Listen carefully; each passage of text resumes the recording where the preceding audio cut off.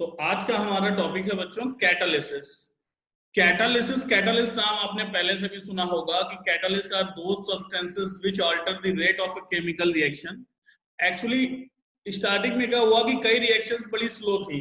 For example हम potassium chloride का decomposition देख लें, KClO3 decomposing to KCl and oxygen.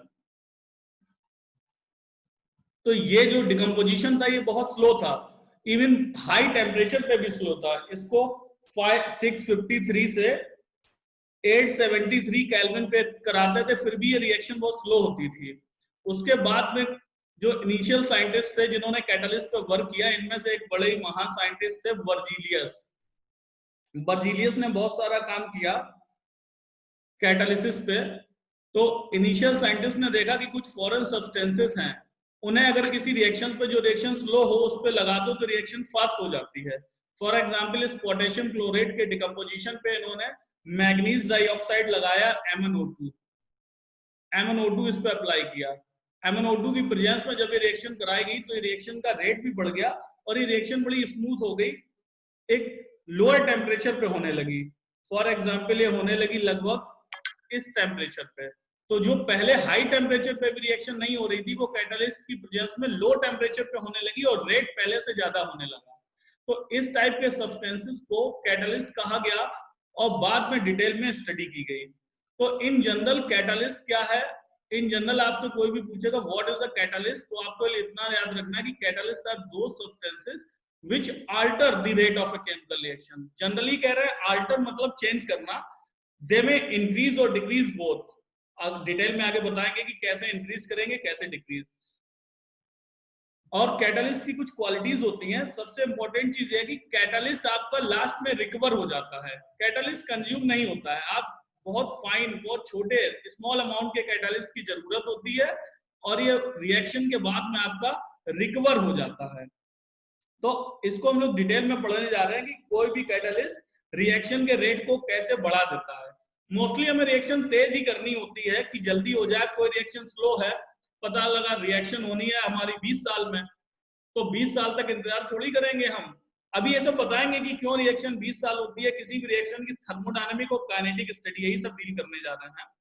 तो कोई रिएक्शन 20 साल में होनी है तो हम 20 साल थोड़ी इंतजार करेंगे रिएक्शन देखने के लिए। हम कैटालिस्ट लगाएंगे, रिएक्शन को जल्दी से प्रोडक्ट साइड शिफ्ट करेंगे और रेट बढ़ा के देखेंगे कि रिएक्शन में क्या क्या है। ऑन द अदर हैंड बहुत थोड़ी सी रिएक्शंस हैं which are very fast in nature. कुछ रिएक्शंस इतनी फास्ट होती हैं कि वो within micro second product दे देती हैं। अगर भाई इतनी जल्दी आप प्रोडक्ट दे देंगे तो हम ट्रेस कैसे करेंगे कि क्या इंटरमीडिएट बने, क्या ट्रांजिशन स्टेट आई, कैसे अटैक हुआ, means mechanism of the reaction हम कैसे जानेंगे। तो only in very few examples we have to decrease the rate of a reaction, केवल स्टडी के लिए कि रिएक्शन का रेट थोड़ा सा कम कर लो। कुछ ही रिएक्शंस ऐसी हैं जिनमें हम स्टडी कर पाए। तो जनरली तो कहते हैं catalyst is a substance which alters the rate of a chemical reaction and is required after the completion of the reaction। तो देखते हैं कैटालिस्ट ऐसा क्या करता है जो रिएक्शन के रेट को इंक्रीज कर देता है। तो सबसे पहले तो आप जानिए कि किसी भी रिएक्शन की हम दो तरीके से स्टडी करते हैं बेटा। रिएक्शन की स्टडी हम लोग दो तरीके से करते हैं। एक तो करते हैं थर्मोडायनामिक स्टडी, आप 11th में पढ़ के आए हैं थर्मोडायनामिक्स, थर्मोडायनामिक स्टडी। और दूसरी हम उसकी स्टडी करते हैं काइनेटिक स्टडी। काइनेटिक्स तो अभी हमने थोड़े दिन पहले ही पढ़ाई थी, काइनेटिक स्टडी करते हैं। तो थर्मोडायनामिक्स क्या कहती है, काइनेटिक्स क्या कहती है, इस पे एक बार फिर बात कर लेते हैं। अब थर्मोडायनामिक्स हमें दे दी है गिव फ्री एनर्जी चेंज किसी भी रिएक्शन के लिए डेल्टा जी। अगर किसी भी रिएक्शन के लिए डेल्टा जी नेगेटिव है तो ये रिएक्शन होगी, मतलब रिएक्शन कैसी है, स्पॉन्टेनियस है, स्पॉन्टेनियस है, ये रिएक्शन होगी। केमिकल काइनेटिक्स क्या कहती है, काइनेटिक्स कहती है कि रिएक्शन कितनी तेज होगी। फॉर एग्जाम्पल अगर हम कहें कि डायमंड का ग्रेफाइट में कन्वर्जन, डायमंड का ग्रेफाइट में कन्वर्जन जो है ये स्पॉन्टेनियस है, डेल्टा जी इसके लिए नेगेटिव है। ये रिएक्शन हो जाएगी, थर्मोडायनेमिक्स कह रहा है कि डायमंड ग्रेफाइट बन ही जाएगा। तो क्या घरों में या दुकानों में या जो लोगों के पास डायमंड रखे हैं सब ग्रेफाइट बन गए हैं? नहीं बन गए हैं। तो क्या नहीं बनेंगे? ये भी नहीं कह सकते नहीं बनेंगे, बनेंगे। लेकिन कॉन्सेप्ट क्या है इसके पीछे कि थर्मोडायनेमिक्स कभी भी टाइम की बात नहीं करती है। थर्मोडायनेमिक्स कभी भी टाइम की बात नहीं करती है। थर्मोडायनेमिक्स कह देती है कि ये काम होगा, कितने समय में होगा उसे इससे मतलब नहीं है, बस होगा। टाइम की बात कौन करेगा? टाइम की बात करेगी केमिकल काइनेटिक्स कि टाइम के रिस्पेक्ट में रिएक्शन कैसे होगी, ये बात बताएगी केमिकल काइनेटिक्स। तो जब काइनेटिक स्टडी की जाती है तो पता लगता है कि रिएक्शन का एक्टिवेशन एनर्जी बैरियर इतना ज्यादा है। देखिए एक ग्राफ बनाते हैं हम, नेक्स्ट पेज पे बनाते हैं एक ग्राफ, देखिए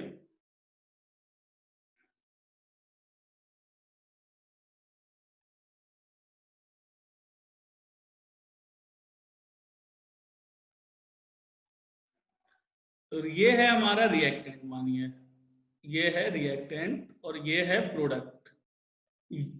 इस साइड हमने पोटेंशियल एनर्जी प्लॉट की है, मतलब सब्सटेंसेस की एनर्जी, और इधर रिएक्शन कोऑर्डिनेट है कि रिएक्शन कैसे कैसे प्रोसीड हो रही है।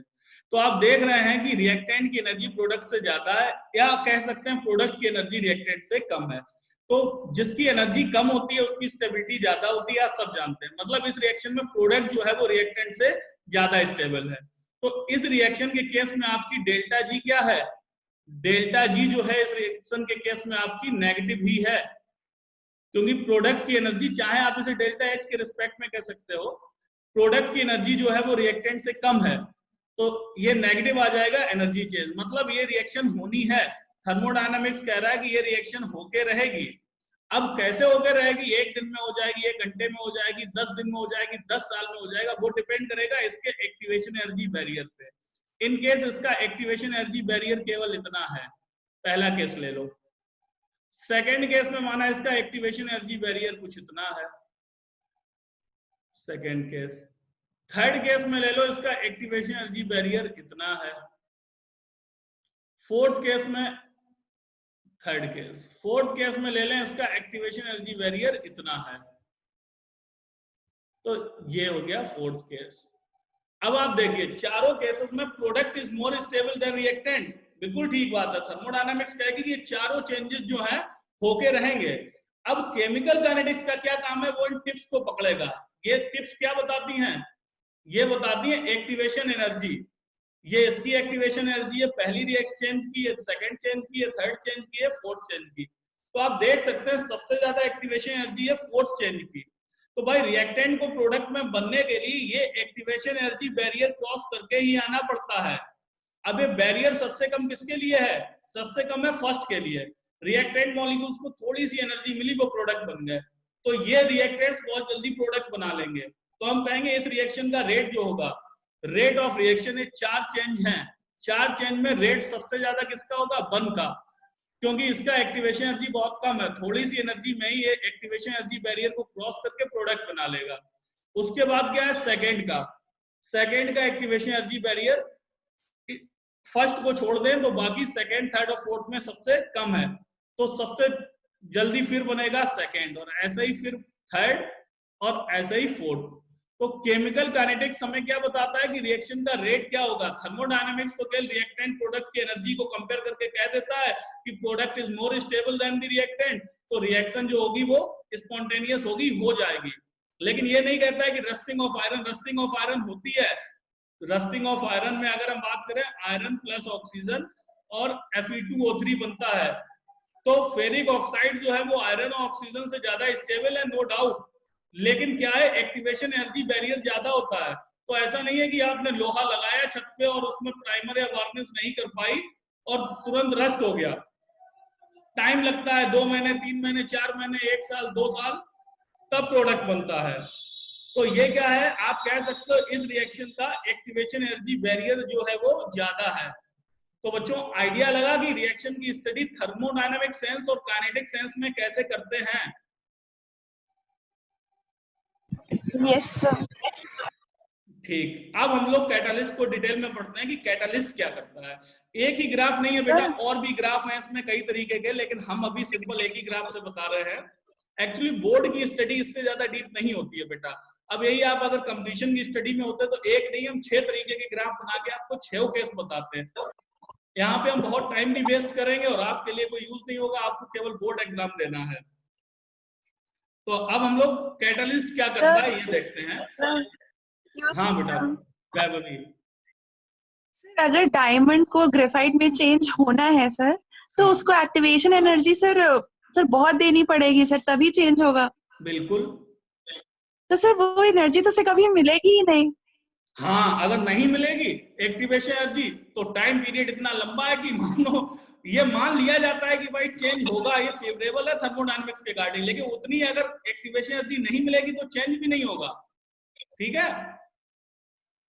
Yes sir. हाँ, तो वो बैरियर बीच में लगा है, एक्टिवेशन एनर्जी बैरियर, इसीलिए तो लोग डायमंड खरीद लेते हैं। अब क्या रहा, ये डायमंड बने कैसे हैं? डायमंड का बनना भी ऐसे ही रहा है कि कार्बन की डिफरेंट फॉर्म से डायमंड बने। आज भी कोयले की खदानों में डायमंड निकलते हैं, तो कार्बन से ही तो डायमंड बनता है। तो तब कंडीशन यस रही होगी कि high temperature high pressure by earth का फॉर्मेशन। तो आप पढ़े हैं ना कि आज फॉसल फ्यूल्स जमीन के अंदर दुनिया का लिक्विड भरा पड़ा है, एनिमल्स मर गए, प्लांट्स मर गए, कोयला दबा है, इतना टेम्परेचर प्रेशर रहा होगा, तो तब बन गया कोयले से डायमंड। अब अगर दोबारा कभी ऐसी क्राइसिस आती है, कोई कंडीशंस आती हैं, तो फिर होगा, लेकिन उस टेम्परेचर प्रेशर को बर्दाश्त करने के लिए मनुष्य नहीं होगा प्लेनेट पे। क्लियर? Yes sir. ठीक, क्या बता रहे? हाँ, तो हम बात कर रहे थे बेटा कैटालिस्ट की। कैटालिस्ट के लिए जनरली क्या है, वैसे तो हमने आपको बताया था कि catalyst alters the rate of reaction, लेकिन जनरली हम लोग कहते हैं increases the rate of a chemical reaction, increases the rate of a chemical reaction.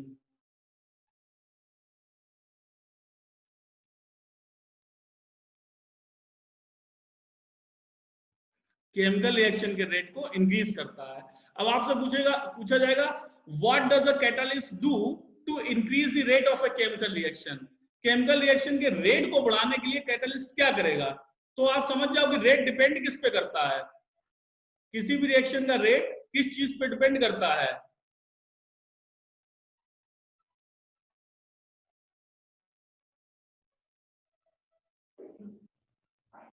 बताइए भाई, किसी भी रिएक्शन का रेट जो है वो किस उस पे टर्म पे डिपेंड करता है, किस बैरियर पे? Activation energy. Very good, activation energy. तो मानो कि अनकैटालाइज्ड रिएक्शन है कोई, उसकी एक्टिवेशन एनर्जी ये है, this is uncatalysed reaction. Activation energy without catalyst है, यहाँ पे कैटालिस्ट नहीं है, विदाउट कैटालिस्ट ये रही। अब क्या करें, हम इसमें कैटालिस्ट डाल दें तो वो एक्टिवेशन एनर्जी को डाउन कर देगा, यहां ले आया, तो ये हो गया ये विद कैटालिस्ट, विद कैटालिस्ट। तो पहले क्या हो रहा था कि मॉलिक्यूल टकराते थे और बहुत कम, श्रेया इज आउट ऑफ,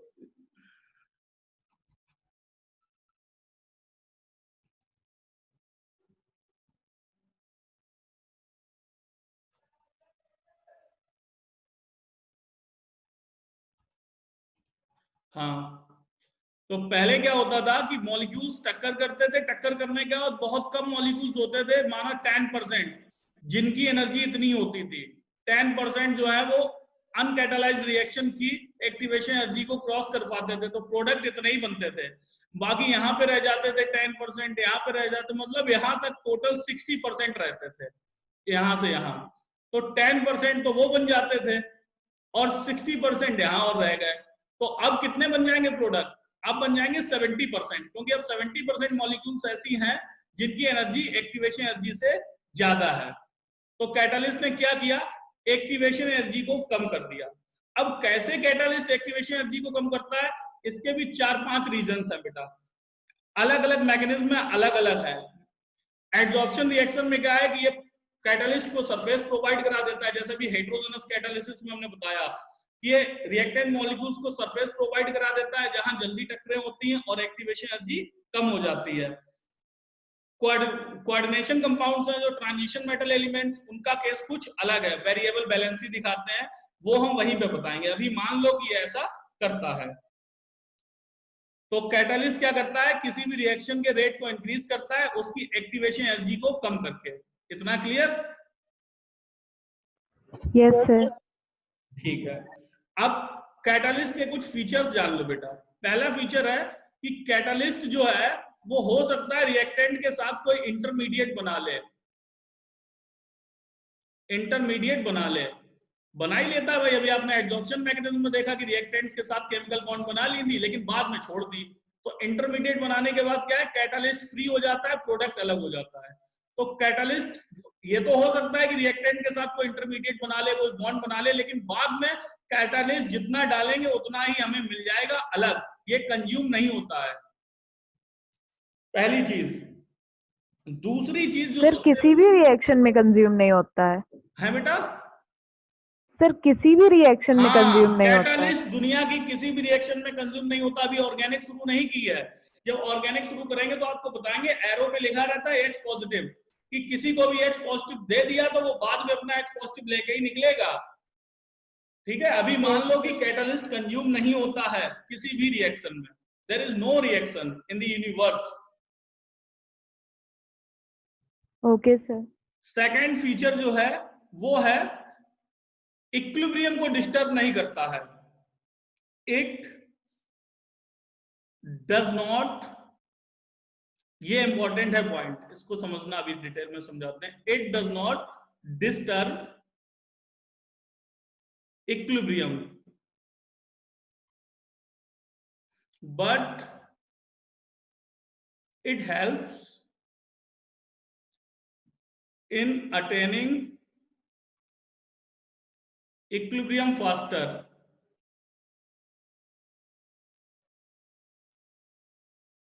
मतलब इक्विलिब्रियम को डिस्टर्ब नहीं करेगा लेकिन इक्विलिब्रियम जल्दी ला देगा। अब इक्विलिब्रियम से मतलब क्या है बेटा, इक्विलिब्रियम को डिस्टर्ब नहीं करेगा? इक्विलिब्रियम से मतलब है कि अगर कोई रिवर्सिबल रिएक्शन है, यही ले लो भाई, फॉरवर्ड रिएक्शन क्या है R2P, बैकवर्ड रिएक्शन क्या है P2R। अब इस रिएक्शन में देख लो कि प्रोडक्ट ज्यादा होगा, जितनी भी रिवर्सिबल रिएक्शंस होती हैं, मानो R2P, इनमें हमें यही जानना होता है कि कंपोजिशन क्या है, प्रोडक्ट ज्यादा रहेगा या रिएक्टेंट ज्यादा रहेगा, क्या परसेंटेज होगी। भाई कोई रिएक्शन रिवर्सिबल हो सकती है कि रिएक्टेंट 90% हो, प्रोडक्ट केवल 10% हो। कोई रिएक्शन रिवर्सिबल हो सकती है कि रिएक्टेंट जो है वो प्रोडक्ट 90% हो, रिएक्टेंट केवल 10% हो, या कुछ भी कंपोजिशन हो सकती है। तो ये बात किस पे डिपेंड करेगी कि रिएक्टेंट कितने परसेंट होगा, प्रोडक्ट कितने परसेंट होगा, ये किस पे डिपेंड करेगी? ये डिपेंड करेगी रिएक्टेंट और प्रोडक्ट की डेल्टा जी पे, या रिएक्शन की डेल्टा जी पे, कि किसी रिएक्शन के लिए डेल्टा जी ज्यादा नेगेटिव है, मतलब प्रोडक्ट अगर रिएक्टेंट से ज्यादा स्टेबल है, प्रोडक्ट की एनर्जी रिएक्टेंट से बहुत ज्यादा कम है, तो प्रोडक्ट स्टेबल है, मतलब प्रोडक्ट ज्यादा रहेगा और रिएक्टेंट कम रहेगा। ऑन द अदर हैंड अगर किसी रिएक्शन का ग्राफ ऐसा है बेटा, देखना एक और ग्राफ देते हैं, किसी रिएक्शन का ग्राफ ऐसा है कि रिएक्टेंट यहाँ रखा है एनर्जी में और प्रोडक्ट यहाँ रखा है, इस तरीके का ग्राफ है ये। तो इस रिएक्शन में कौन ज्यादा स्टेबल है? इसमें रिएक्टेंट ज्यादा स्टेबल है, रिएक्टेंट की एनर्जी जो है वो कम है, प्रोडक्ट की एनर्जी ज्यादा है, जिसकी एनर्जी कम होती है वो ज्यादा स्टेबल होता है। तो ऐसी रिएक्शंस में जिनके लिए रिएक्टेंट ज्यादा स्टेबल है, वहां रिएक्टेंट ज्यादा होगा और प्रोडक्ट कम होगा और इक्विलिब्रियम आ जाएगी। तो इक्विलिब्रियम पे जो कंसंट्रेशंस हैं, इक्विलिब्रियम मिक्सचर की जो कंसंट्रेशन है, वो कैटालिस्ट उस पर कुछ नहीं करेगा, वो थर्मोडायनामिक पैरामीटर्स पे डिपेंड करेगा कि कितने परसेंट रहे, इनको नहीं चेंज कर रहा है, एनर्जी लेवल नहीं चेंज कर रहा है। रिएक्टेंट देखो, ये कैटालिस्ट लगा दिया तो केवल चेंज क्या हुआ, एक्टिवेशन एनर्जी हुई। रिएक्टेंट की एनर्जी और प्रोडक्ट की एनर्जी बिल्कुल भी चेंज नहीं हुई, जहां थी वहीं है। तो ये क्या करेगा कि अगर किसी रिएक्शन में पहले 90% प्रोडक्ट रहता था, 10% रिएक्टेंट, तो वही रहेगा, उसको डिस्टर्ब नहीं करेगा। ये केवल क्या करेगा कि इक्विलिब्रियम को जल्दी ला देगा। इसने एक्टिवेशन एनर्जी बैरियर को कम कर दिया है। अब पहले जो रिएक्टेंट यहां से चढ़ के जाता था, प्रोडक्ट बनाता था, अब उसे वो थोड़ी सी एक्टिवेशन एनर्जी चाहिए और प्रोडक्ट बना लेगा। तो रिएक्टेंट से प्रोडक्ट इजी हो गया और प्रोडक्ट से रिएक्टेंट भी इजी हो गया। ये फॉरवर्ड दोनों को बढ़ाता है। अब देखो फॉरवर्ड रिएक्शन का रेट क्या है कि ये वाली एक्टिवेशन एनर्जी चढ़े, पहले अनकैटालाइज्ड रिएक्शन की बात करना है, यहां आ जाए। और बैकवर्ड रिएक्शन क्या है कि अनकैटालाइज्ड रिएक्शन में इतनी एनर्जी मिले तब ये बने। और अगर हम कैटालिस्ट लगा दें तो फॉरवर्ड बैकवर्ड दोनों देखिए, अगर कैटालिस्ट लगा दें तो फॉरवर्ड भी देखिए और बैकवर्ड भी देखिए, दोनों की एक्टिवेशन एनर्जी कम कर दी इसने। फॉरवर्ड की जो यहाँ थी वो यहाँ ले आया, बैकवर्ड की प्रोडक्ट से यहाँ जाते थे वो यहाँ आ गई। तो कैटलिस्ट क्या करता है कि फॉरवर्ड और बैकवर्ड दोनों रिएक्शंस की एक्टिवेशन एनर्जी को कम करता है और इक्विलिब्रियम जल्दी ला देता है। ये इक्विलिब्रियम मिक्सचर को डिस्टर्ब नहीं करता है, परसेंटेज को, इक्विलिब्रियम कंसंट्रेशन वही रहने देता है। Is it clear? Yes sir. ठीक है। Yes sir. अगला टॉपिक है, इसमें 2 पॉइंट और बस कैटालिसिस खत्म हो जाएगी कि catalyst are highly specific in nature. Catalyst specific होते हैं नेचर में, ऐसा नहीं कि एक कैटालिस्ट ले लो और दुनिया में जितनी भी रिएक्शंस हैं सब कैटालाइज हो जाएं। अलग अलग रिएक्शंस के लिए हमें अलग अलग कैटालिस्ट चाहिए होते हैं। It means they are specific in nature. अगला क्या है, एक्टिविटी ऑफ कैटालिस्ट, कि कैटालिस्ट इतने ज्यादा एक्टिव होते हैं कि एक स्मॉल अमाउंट ऑफ कैटालिस्ट जो है वो बहुत सारे अमाउंट के रिएक्टेंट को कैटालाइज कर सकता है। क्लियर? Yes sir.